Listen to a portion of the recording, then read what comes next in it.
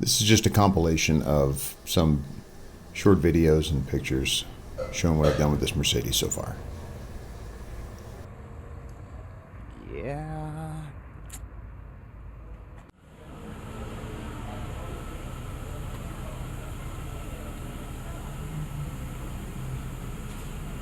This is probably a terrible decision.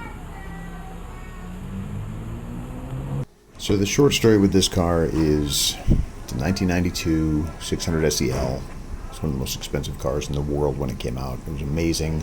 One of my first jobs when I was a kid, I worked as a lot porter at a place called Early Motor World, and we sold these cars. 1994 when I was there. It's the most luxurious thing, the most amazing car I'd ever seen in my entire life, and I had the opportunity to get one. This particular car had come in for service at a shop locally here in Vegas. Basically, they told the lady what was wrong with it. She said, absolutely not. Gave them the title. Car went up for sale on OfferUp. I went and bought the car. The car did not run well. It was chugging some smoke when I first got it. It rides a little stiff. The active suspension does not work. And it's about maybe 50% down on power. It's unresponsive. It's just sluggish when you first get in it and try to take off. Cruised along okay though, and got to drive it home. So starting with the basics, pulled the spark plugs and the spark plug wires. The plug wires had been there for quite a while, and I needed a little bit of an assist on that. But we got everything pulled, regapped the plugs, cleaned everything, put it back together. It idled a lot better. I also replaced the air filters and patched a hole in the one intake boot on the driver's side. The battery had also been disconnected for a little while. That's why there was no check engine light at this point.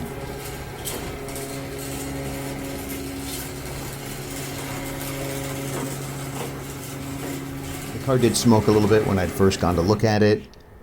After driving it home, it wasn't smoking anymore. When I'd looked at the exhaust a little more closely, one of the catalytic converters definitely had a rattle to it. So I figured maybe it was clogged or collapsed or something of that sort. So removed the exhaust.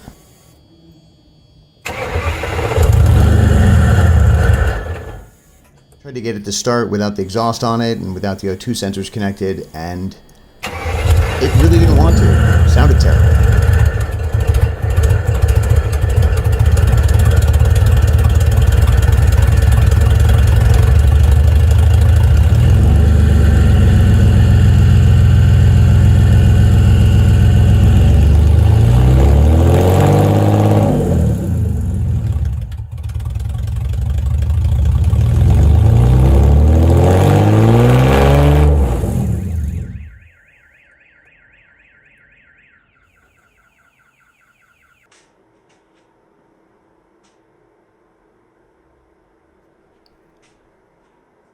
Just to look at what I was dealing with here with the exhaust, the piece that I'd taken off I laid on the floor, traced it out on cardboard, made a template, bought a couple of high flow converters for it, an X-pipe to kind of make up for some of the space. The old converters were huge.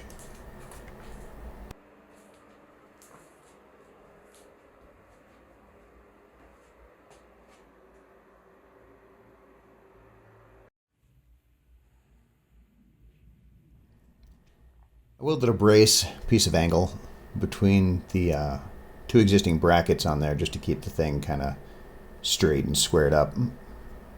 So then just started cutting it apart, fitting things together, welding it. None of the diameters were exactly the same, so I ended up with a lot of weld. Got it reconnected to the manifolds. It sits tight enough to the car. It's not terrible, but it lines up with the existing rear section of the exhaust very nicely. And one more try at starting it before I put it on the ground and reconnect everything. This sounded much more impressive.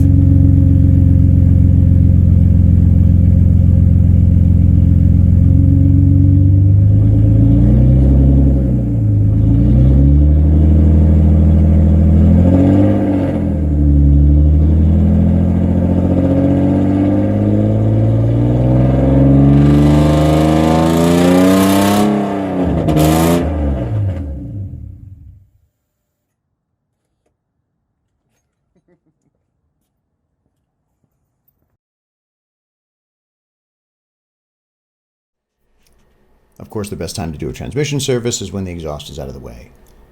So I dropped the transmission pan, drained the torque converter as well, which is fantastic that it has a drain on the torque converter. Replaced the transmission filter, the pan gasket, and the transmission, like a vacuum modulator for adjusting the severity of the shifts. To replace that as well.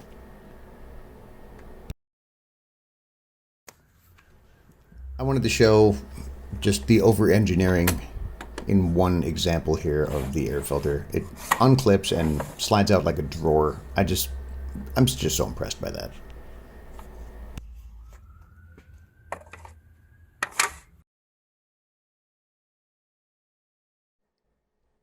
I received a replacement intake boot for the driver's side. The one on the vehicle was ripped right behind the mass airflow sensor, so I took that out.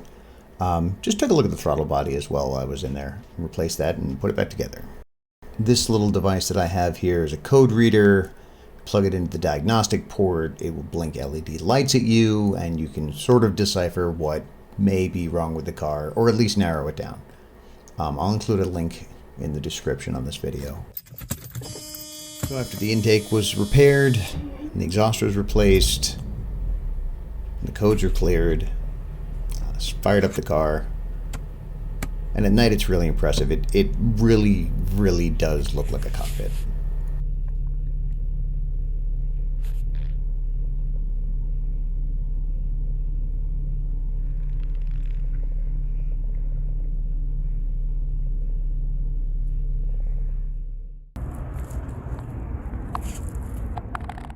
Finally got it running good enough to take it out for a ride. Not running great. Again, it doesn't have the power that it should have. And the check engine light is still on. But it idled long enough in the driveway that I knew it didn't overheat at least. And the transmission had been serviced. I figured it would shift better. And it did. So I was able to drive it around. Risked putting some gas in it. A little fuel additive. Took it to the car wash and had a nice afternoon driving around.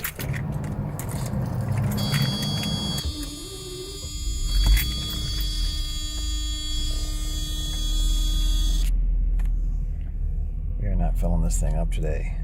It is not running that good.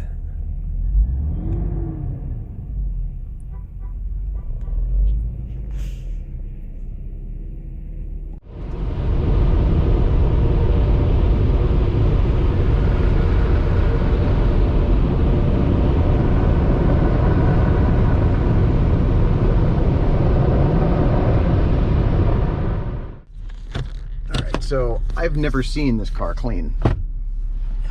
See how it goes.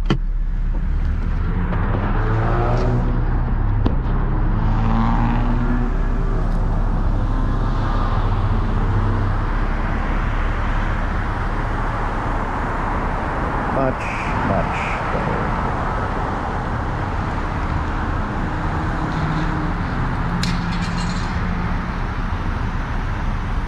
Not perfect. Man, does that look a lot nicer.